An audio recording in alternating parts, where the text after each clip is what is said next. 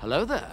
This is where the fun begins. What's up, guys? Unofficial Star Wars here. Hope you're all doing well, and welcome to my Ahsoka Episode 5 Ending Explained video here. We're gonna go ahead and hop right on into it. So, space purgils, or space whales, show up at the end of the episode. Some, to many of us, may find it confusing. What exactly just went on there? They're freaky looking, they're very big looking space whales. I mean, that's exactly what the purgils are. Ahsoka's Episode 5 purgle scene confirmed Ahsoka Tano is more like Ezra Bridger than Star Wars fans ever knew to begin with, and throughout Ahsoka's run on Disney Plus, purgle or space whales have been a reoccurring presence and a reminder of how the Star Wars Rebels animated show had concluded, with Ezra Bridger and Thrawn being taken away, now confirmed into a whole nother galaxy. In the show's 5th episode titled Shadow Warrior, Ahsoka had interacted with the purgle, revealing her surprising Force ability and how Ezra, Thrawn, and Sabine will all be found.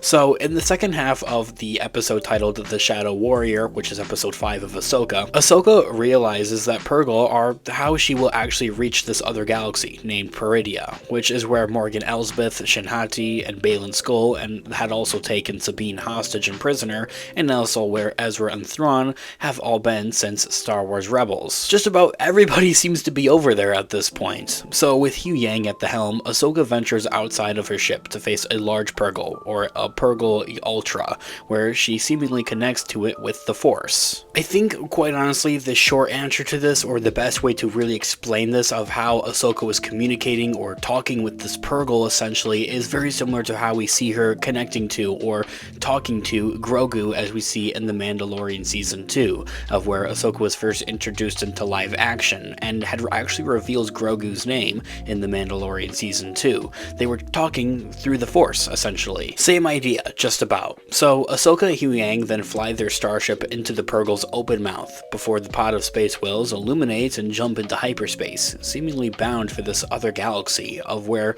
the rest of the characters are. Not only does this mirror of how Ezra Bridger connected with the purgle to wrap their tentacles around Thrawn's ship as we see at the end of the animated Star Wars Rebels, and then whisk them into another place and time, into another galaxy, but also Ezra's trademark Force connection with just nature and animals overall, of how we see Ezra Bridger being able to communicate with the Loth wolves and Loth cats as we also see in Rebels. So throughout Star Wars Rebels, Ezra had used the Force to connect and communicating with wildlife such as Loth cats and Ferronox, Loth wolves, and purgle on more just one occasion. It seems to almost to a point to be some type of special Force ability, almost like a Force push or a Force choke. I believe this Force ability to be alluded to being called Beast Tame, and I believe the only other time that we see this in Star Wars, although of course I could be wrong, so please let me know in the comment section down below, would be when Anakin uses it on whatever creature that was in Attack of the Clones, to tame it and then just ride it around.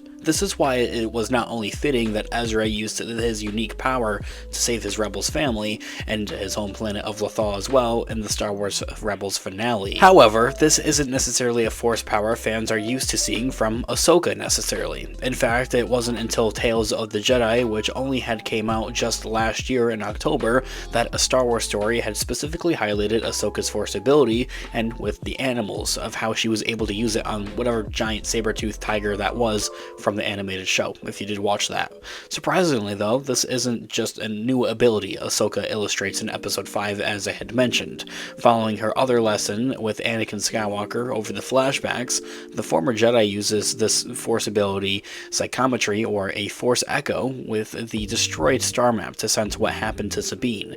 She does the same thing in Ahsoka episode 2 as well, of discovering exactly of what happened to Sabine when she got stabbed by Shinhati, who had exactly attacked her. And while not a new power within the Star Wars universe, of course, it's one that fans have really rarely seen from her, especially before. It's possible that Ahsoka's new abilities may be the result of her World Between Worlds experience, and what some fans believe is her return from the dead even. Regardless of that though, Ahsoka's ability to communicate with this purgle appears to be how she will reach this other new galaxy, bookending how Ezra had reached Peridea in the first place. And while some may feel that her new power came out of nowhere, it's also worth noting that Ahsoka and Ezra do share a connection, a special force bond. Not only did she mentor Ezra during the events of Star Wars Rebels appearances, but Ezra saved Ahsoka's life by first pulling her into the world between worlds of when she was fighting Darth Vader in the animated show. It was only during their experience in this mysterious realm and dimension of the world between worlds that Ezra had asked Ahsoka to come and find him upon her return.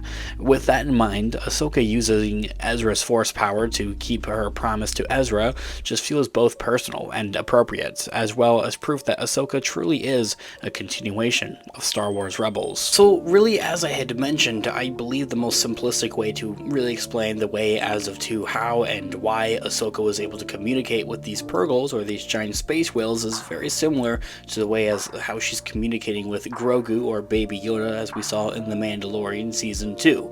They were communicating and discussing, talking in the Force. Although, I will say, I feel like that there's more of an explanation, a little bit more for maybe the PURGILL, the more beastly-like creatures here, unlike Grogu, who I believe to have more of a thought process and a more individuality to himself compared to these giant beastly space whales of PURGILL. I'm not saying that they're just like dumb or whatever, of course, that they're just like thinkable kind of beasts, but I would believe that to be more similar to, as I had mentioned, Anakin Skywalker using Beast Tame on whatever creature that was, as I had mentioned from Attack of the Clones, to kind of take control of it and calm it down in a way. I will say though, however, as one minor complaint, I want more of an explanation, and I hope, and fingers crossed, that we'll get more of an explanation as of to how Ahsoka was able to recover the map, for one thing, and use the map actually for the PURGILL, how the PURGILL actually even knows like where to go. That's one thing I think that needs more of an explanation. That's just something that I quite personally